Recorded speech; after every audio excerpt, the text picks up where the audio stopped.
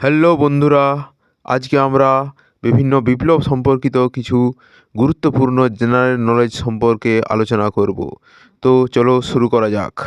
তো প্রথমেই যে বিপ্লবটি আছে সেটি হচ্ছে সবুজ বিপ্লব। এর জনক ছিল এম.এস. স্বামীনাথন। এটি ধান ও গম সম্পর্কিত ছিল। দ্বিতীয়টি হচ্ছে নীল বিপ্লব। এটির জনক ছিল অরুণ কৃষ্ণন। এটি মৎস্যের সঙ্গে সম্পর্কিত ছিল। তৃতীয় হচ্ছে শ্বেত বিপ্লব। এটির জনক ছিল ভার্গিস কুরিয়েন। এটি দুধের সঙ্গে সম্পর্কিত ছিল। চতুর্থ হচ্ছে হলুদ বিপ্লব। এর জনক হচ্ছে সামপিত্রদা।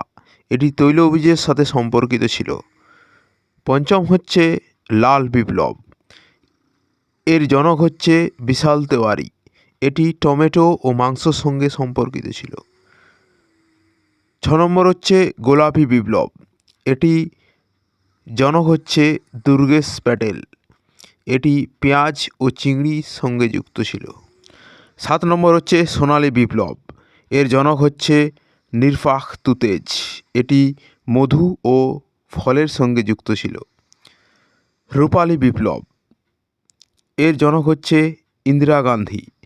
এটি ডিমের সঙ্গে সম্পর্কিত ছিল। 9 নম্বর হচ্ছে বাদামি বিপ্লব। এটি জনক ছিল হীরালাল চৌধুরী।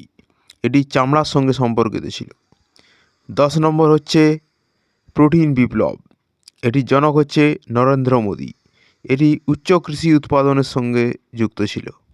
বন্ধুরা, ভিডিওটি ভালো লাগলে চ্যানেলটিকে লাইক, শেয়ার এবং সাবস্ক্রাইব করতে ভুলবেন না। পরের ভিডিওতে আমরা আরও কিছু গুরুত্বপূর্ণ জেনারেল নলেজ নিয়ে আলোচনা করব। ধন্যবাদ।